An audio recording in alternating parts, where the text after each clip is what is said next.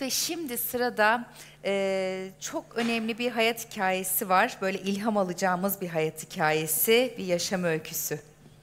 Evet, toplumsal cinsiyet eşitliği mücadelesine bireylerin attığı cesur adımları bazen köklü değişimler öncülük ediyor. Bu oturumda değişimin nasıl mümkün olduğunu bizzat değişimin kendisinden, ağzından dinleyeceğiz. Evet, toplumsal cinsiyet eşitliği yolculuğu kişisel cesaretle başlar ve çevremizdeki dünyayı dönüştürür. Bugün burada bu dönüşümün en güzel örneklerinden biri. CIS'in kurucusu Joanna Bacalo'nun hikayesinde bakalım anlayacak mıyız? Kendisi eskiden hostesti Joanna'nın ve Brüksel'den konferansımıza katılım sağladı. Onun hikayesi de bize dönüşümün, değişimin ne kadar mümkün olduğunu kanıtlayacak.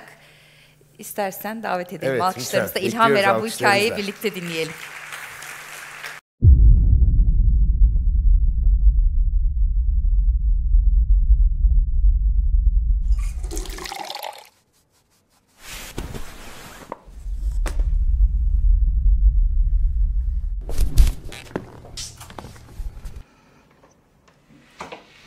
My office is 40,000 feet up the sky. I travel far and wide and to the remotest places on Earth. It is definitely easy to romanticize the stereotypical glamour and adventure around my life as an airline hostess. Culture exploration and discovery come easy with the job. One day I can be in the coldest country seeing snow by my window. The next day, it will be a destination by the sea. These experiences are rather polarizing as it enables me to see those beautiful places you see in a postcard and also immerse in those places where different types of poverty exist. As I travel more over the years, I have developed a certain unique interest into studying water and the many roles it plays into our human lives. But my growing desire to learn about the topics of water and wash has challenged me to witness the lives of the local population who experience water scarcity and discomfort. My excitement, first-hand education through travel experiences turned my movement into traveling with a purpose. With goal number 6 of the United Nations Sustainable Developmental Goal, ensuring access to water and sanitation for all as my compass, I went back to my home country, the Philippines, and shared these knowledge with the intention to effect positive change. I paid attention to the remotest, most vulnerable indigenous communities and penetrated them through elementary schools. Good morning, we're in Mount Hulog Elementary School and these are my children, these are my students, and I was able to teach them basic hand washing. Individuals and organizations alike resonate to the cause despite coming from different advocacies. In our community work, building partnerships with individual initiatives and other key players are diverse and dynamic.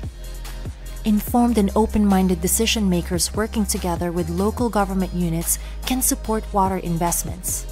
Education-centered organizations like Classrooms ng Pag-asa, the Storytelling Project, and One Portrait brought about different dimensions and color to each programs.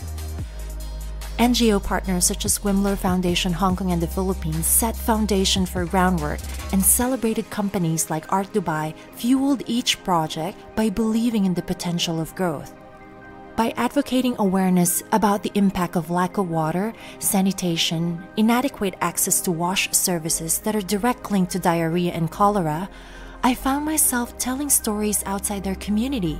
The remote villages I have visited are only a minute part of the 4.5 billion people who drew water from threatened supply. Diarrhea is an effect of poor sanitation and hygiene and is still the world's number 5 leading cause of death despite the nature that it can be avoided. Behavior change is a challenge to improve hygiene. The teachers are the catalyst to this change. Through the school, there's an open dialogue between communities and families to approach sanitation and end open defecation and even eliminate the stigma of menstruation. We are able to affect their school curriculum in health promotion. Water cuts across health issues, the environment, energy and agriculture, but also about poverty, gender, and human rights. There is a massive gender dimension in water as women mostly lack ownership and rights to water. When women take part in the water decision-making, sustainability is ensured, and as we know, they don't only empower their families but the whole community or tribe. Micro-entrepreneurship can empower displaced households, and women implement the tools to grassroots solutions to global problems. Whatever industry we participate or work for, we are in a position to disrupt and contribute to solutions to these global issues. I strongly encourage everyone to put women and children in the forward of the agenda for development. The life that flows everywhere is water.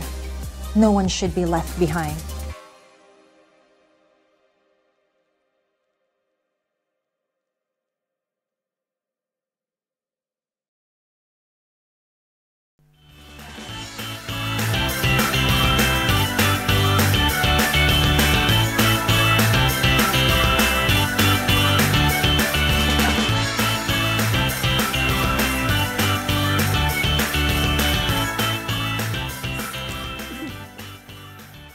So today in this session we're going to hear about a story of a change maker, the story of Jonah. Jonah, I'm honored to welcome you here. Welcome to Turkey, welcome to Istanbul, welcome to our conference. Thank you. Thank you. Thank you so much for having me here. And thank you for giving the space to share stories. And I'm super excited to be here because I love your food. Yes, okay. I'd like to start with our story first. Really, I'm so excited to share your story. But first, allow me to tell about how we met. Dear friends, Joanna is, as you see, originally from the Philippines, and she is now based in Brussels, which is one of my favorite cities. And she came all the way from Brussels to here for our conference. Thank you so much. And our meeting story is quite special. I'd like to share with you today. In March 2024, a group of women, 20 women, met in Washington, D.C. in the United States, thanks to Vital Voices Global Partnership. You can see the logo there. What is Vital Voices? Let me explain you. Vital Voices is a non-profit organization which is founded by nearly 30 years ago by Hillary Clinton, Madeleine Albright, and Alice Nielsen. They are supporting the women all over the world, from every corner of the world, who are taking on world's greatest challenges, actually. So they brought us together for this special meeting, a summit in DC, 8 months ago. And we met there, and we formed a unique and enduring bond within our group. And we, after that time, it never stopped. We always communicate, share, celebrate, and inspire each other. And Joanna is one of them, one of my sisters. So 2 months ago, she called me and told me that, Selen, I'm coming to Istanbul and would like to see you. Then I told her that, okay, come and let's see each other on the stage. We are planning a conference and you should be there. My friends also should meet you. So, dear Joe, you're a visionary leader, you're a change maker, you're a water stewardship, you're a water girl. Let's begin by getting to know you better. How did it all start? What inspired you to be a volunteer of community? What was your driving force? I do hope that the video presentation that we showed you gave you a bit of an idea of what my crazy world looked like before. So that was quite a few years ago.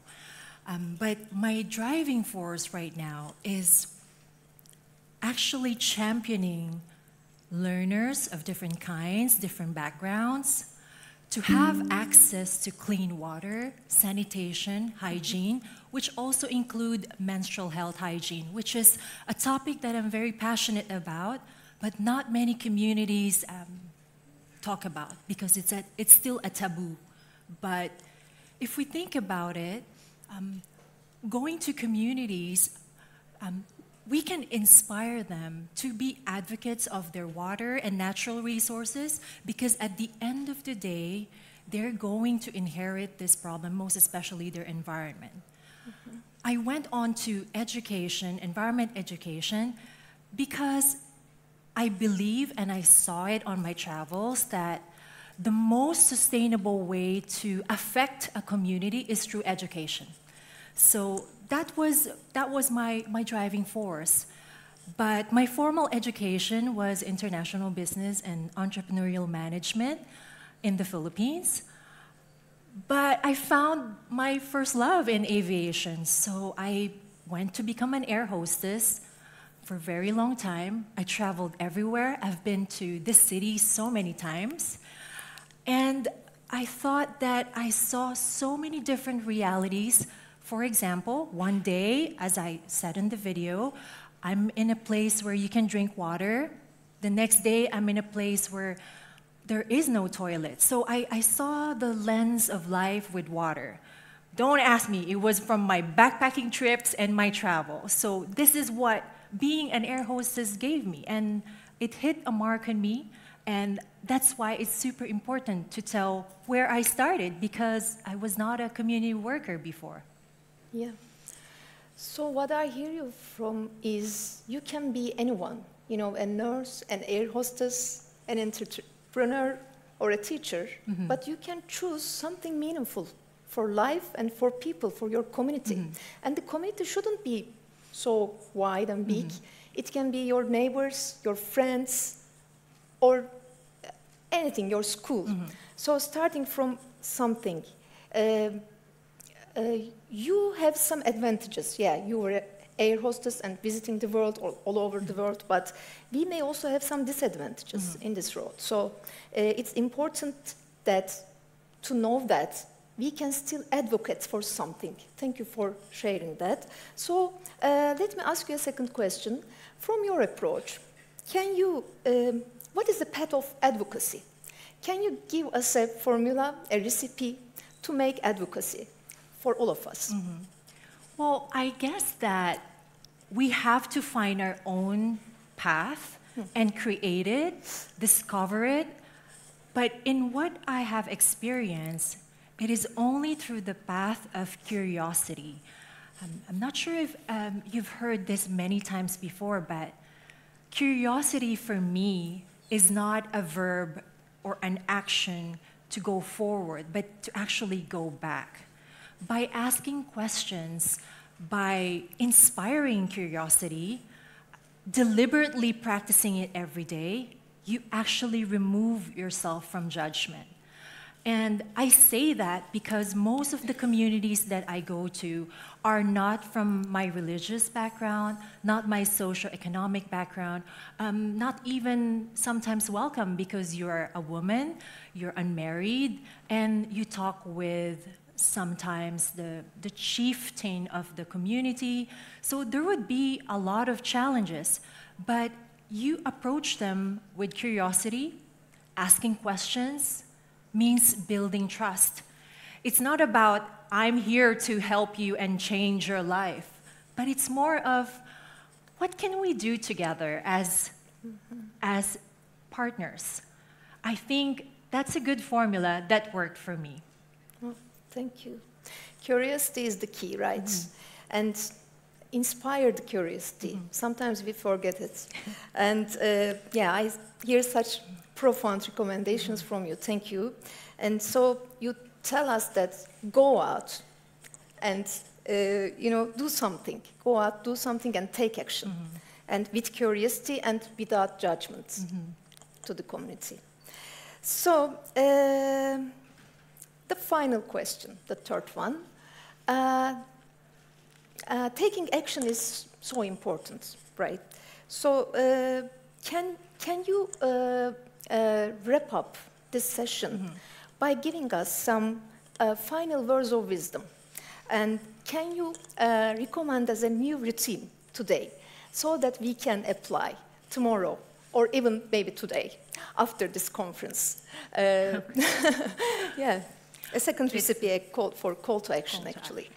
Well, it's always, I'm always very, whenever I get invited to a conference, most especially with young people, the organizers are always tense because I always tell the young people, go out of your hometown, go travel, go to your next town. Ask them, how do they live? How come that they eat this way? Maybe I should try. Be curious. And then, once you have all of those factors of understanding, go back to your community, your families. This is the first step to actually peace. And I see the world with the lens of water. So I'm sure you're going to find your own path too. May it be fashion, may it be engineering or architecture.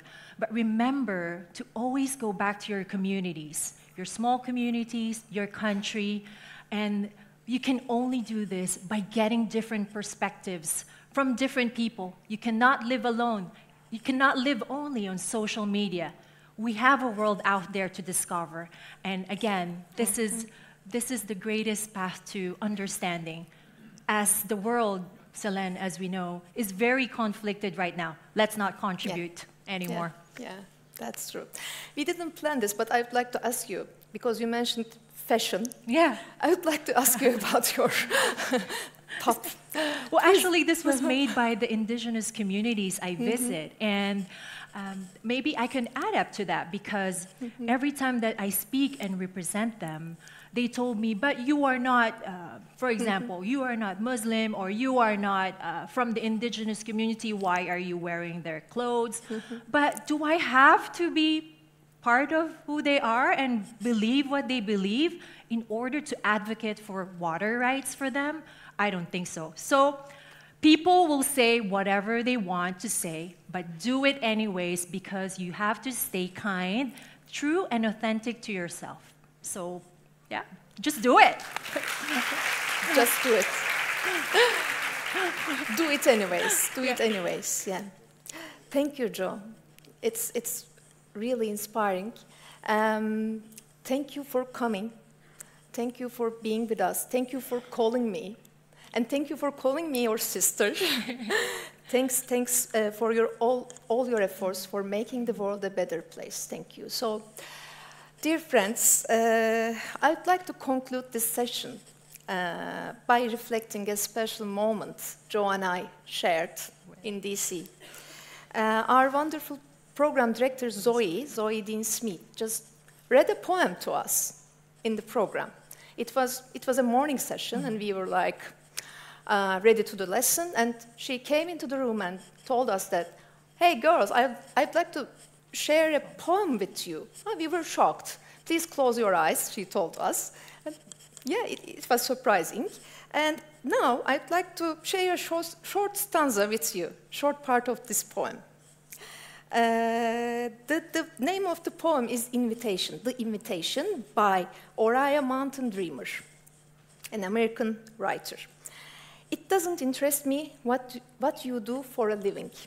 I want to know what you ache for. And if you dare to dream of meeting your heart's longing. It doesn't interest me how old you are. I want to know if you will risk looking like a fool for love, for your dreams, for the adventure of being alive. Dear guests, we have listened to the story of Joanna, a change maker, a pioneer of change. Thank you for making all of us a part of your journey, Joanna. Thank you. Teşekkür ederim. Let me hug you. Thank you, Selene. Welcome. Thanks a lot.